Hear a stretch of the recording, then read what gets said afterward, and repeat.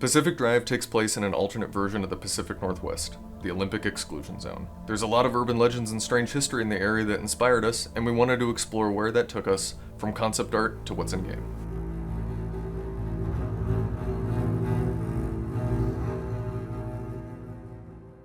What works in our original concept is the twisting of the familiar. The surreal quality of the world is what leaves a distinct impression. Early in its history, the Olympic Peninsula was very much as you'd expect, but at a certain point things drastically changed, and as you explore, you get to figure out how. It's these mysterious changes that help build our world and establish our setting. They keep you on your toes, and they'll prevent you from knowing what's around the next corner of the road. When it comes to the Pacific Northwest and the Olympic Peninsula, there is so much that comes to mind that matches with Pacific Drive. The deep forests, the moody rain, feeling of isolation when you're out in the wilderness. For the game, we took these elements and not only reinforced them, but built them up with unexplainable anomalies, monolithic ruins, and the stories of the people that live there. Hi, my name is Jacob, and I'm the foreground art lead for Pacific Drive. I built the tools and items that you find out in the zone, but my biggest contribution is the station wagon that's keeping you alive.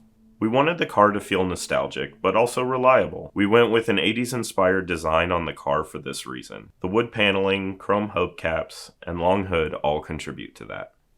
Because each part of the car is customizable, I modeled them with a higher degree of detail than players normally see in games. A good example of this is the suspension and wheel assembly, which is extremely close to a real-world equivalent, and you'll see it when you swap out your tires. Our quintessential American station wagon has seen some hard miles. By the time the player sees it, there's some rust, some sketchy parts, and mismatched wheels to visually sell that our car has a long history in the zone. The view from behind the wheel is under constant iteration. We're communicating a lot of information to the player. Our kit-bashed approach to the tech, features, computer components, old-school displays, and camera parts that you would have seen throughout the digital revolution. And that attitude of making do extends to most of the tools and items the player crafts in the game. Aesthetically, the tools the player uses are all of an improvised nature. They shouldn't feel complete or finished, but functional enough to get the job done. A great example of this is the battery pack, which can be used to jumpstart the car, or give it some extra juice while out on a run. It's clearly made up of an old wooden toolbox, whatever cables are laying around, and a half-exposed battery. In any working garage, this might be a major hazard, but out in the zone, it works just fine. One of my favorite tools to use, the scrapper, consists of a pull-string motor powering a spinning metal cylinder, which features rusty, bolted-on teeth. There's clearly no room for any refinement, so your trusty C-clamp serving as a handle will have to make do. When a player crafts these tools, we're showing quite clearly that you will need to improvise and slap together whatever you can find to survive in the zone. Keep an eye out for that extra scrap of metal or a little duct tape. It could make all the difference during your next successful run. Hey, I'm Larry, lead environment artist in Pacific Drive. We've put a lot of work into building the Olympic Exclusion Zone.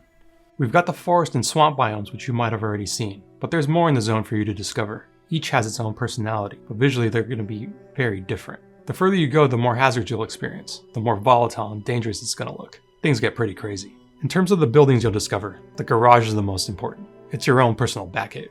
It's important to note that the garage is as upgradable as the car. We've been able to communicate this progression with the workstations being MacGyvered together, giving you that Doc Brown sci-fi vibe. There are many buildings in the zone that serve other purposes, but rather than being blatantly descriptive with what you see, we've leaned into discoverable, possible narratives. The player is naturally curious. They should develop their own ideas about what happened. You might come across this gas station that's been ransacked, or it might be all boarded up. The shadow of the zone should loom large over these half-functional environments. Could someone still be here? There's an old cup of coffee on the counter. Are we intruding? It feels like we are. I had to kick aside boxes to find some loot. These visual clues can lead players to draw their own conclusions rather than forcing them to know exactly what could have happened. We want mystery to linger, because that's a zone in a nutshell. In contrast to the civilian areas, the art facilities are industrial and monolithic in comparison. These structures have a psychological effect on the player. They're imposing and aggressive, monuments to an organization arrogant enough to try to control the zone. From our early concept art, it's been intentional to have these facilities at odds with the zone around them. Brute force, rather than coexistence as an observable goal. The inner walls are a great example of this failure to coexist. Their massive man-made interiors are overrun with terrifying anomalies. abandoned machinery, and supplies left to rot in large shipping containers. As the player moves through these areas, the number one goal is to survive, and there is history here to discover. We want to give our players a chance to pursue their own interpretation of what happened to the people of the zone when it all began. Overall, these environments and the impressions we're trying to give of the zone are visually designed to push players around the next corner, that there's something exciting there, or illuminating, to add to their story. As we began to see the Olympic exclusion zone take shape, we started to find that our own ideas of the Pacific Northwest coalesced into something new and never before seen. That's what we wanted to have happen for Pacific Drive. It's a surreal and twisted version of our recognizable world, one that has its own interesting stories to uncover, but is also alive and filled with the unexpected. The zone is its own character in the game, and our players will get to create their own stories as they explore it.